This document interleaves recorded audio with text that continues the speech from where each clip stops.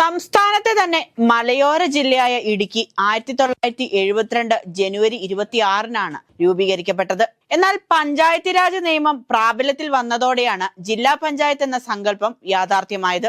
1995-ലാണ് കേരളത്തിൽ തദ്ദേശ സ്വയംഭരണ സ്ഥാപനങ്ങളിലേക്കുള്ള ആദ്യത്തെ പൊതുതെരഞ്ഞെടുപ്പ് നടക്കുന്നത്. കോട്ടയം, എറണാകുളം ജില്ലകളുടെ ഭാഗമായിരുന്ന പ്രദേശങ്ങൾ സംയോജിപ്പിച്ചാണ് ഇടുക്കി എന്ന ഭൂപ്രദേശം രൂപം കൊണ്ടതെങ്കിലും കർഷക കുടിയേറ്റ ജനതയുടെ പ്രത്യേകതകൾ ഉൾക്കൊണ്ടുകൊണ്ട് സ്വന്തമായ ഒരു ഭരണ സംവിധാനം ജില്ലാ പഞ്ചായത്ത് രൂപീകരണത്തിലൂടെ യാഥാർത്ഥ്യമായി.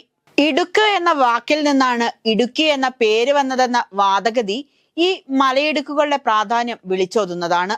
ഭൂനിയമങ്ങളും വനഭൂമി സംരക്ഷണ നിയമവും കുടിയേറ്റ കർഷകരുടെ പ്രശ്നങ്ങളും എന്നും ഈ ജില്ലയുടെ രാഷ്ട്രീയഗതി നിർണയിക്കുന്നതിൽ പ്രധാന പങ്ക് വഹിച്ചിട്ടുണ്ട്. ഇടുക്കി ജില്ലാ പഞ്ചായത്തിന്റെ രാഷ്ട്രീയ ചരിത്രം എന്നും കടുത്ത മത്സരങ്ങളുടേതായിരുന്നു. 18 ഡിവിഷനുകളാണ് ജില്ലാ പഞ്ചായത്തിൽ ആകെയുള്ളത്.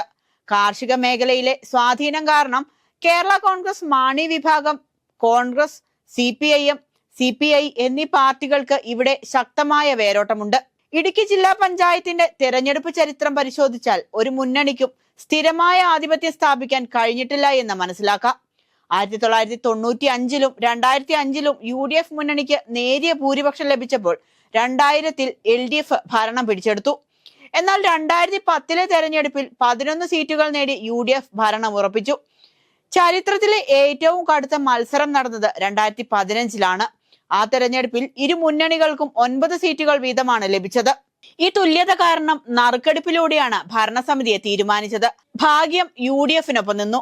റോസമ്മ സുരേഷ്, പിന്നീട് കൊച്ചുത്രേസ്യ പൗലോസ് തുടങ്ങിയവർ UDF-ന്റെ ഭാഗമായി പ്രസിഡന്റ് പദവി വഹിച്ചു. മലയോര രാഷ്ട്രീയത്തിൽ വലിയ വഴിത്തിരിവുണ്ടാക്കിയത് 2020-ലെ തദ്ദേശ തെരഞ്ഞെടുപ്പാണ്. കേരള കോൺഗ്രസ് മാണി വിഭാഗം UDF വിട്ട് LDF-ൽ ചേർന്നത് ഇടുക്കിയിലെ രാഷ്ട്രീയ സമവാക്യങ്ങളെ പാടെ മാറ്റിമറിച്ചു. അതിന്റെ ഫലമായി മുൻ തെരഞ്ഞെടുപ്പിൽ 9 സീറ്റുകൾ ഉണ്ടായിരുന്ന UDF വെറും 6 സീറ്റിലേക്ക് ഒതുങ്ങി. മറുവശത്ത് LDF ആകെയുള്ള 18 സീറ്റുകളിൽ 12 എണ്ണം നേടി ചരിത്ര വിജയം സ്വന്തമാക്കി ശക്തമായ ഭരണം ഉറപ്പിച്ചു. മുൻ പ്രസിഡന്റ് കൊച്ചുത്രേസ്യ പൗലോസ് ഉൾപ്പെടെയുള്ള പ്രമുഖർ തോറ്റത് UDF-ന് വലിയ ആഘാതമായി. 2020-ൽ നേടിയ ചരിത്ര വിജയം നിലനിർത്തുക എന്നതാണ് ഇടതുമുന്നണിയുടെ പ്രധാന ലക്ഷ്യം. ജോസ് കെ മാണി വിഭാഗം കേരള കോൺഗ്രസ് മുന്നണിയിൽ തുടരുന്നതിനാൽ മലയോര മേഖലയിലെ അവരുടെ സ്വാധീനം നിർണായകമാകും.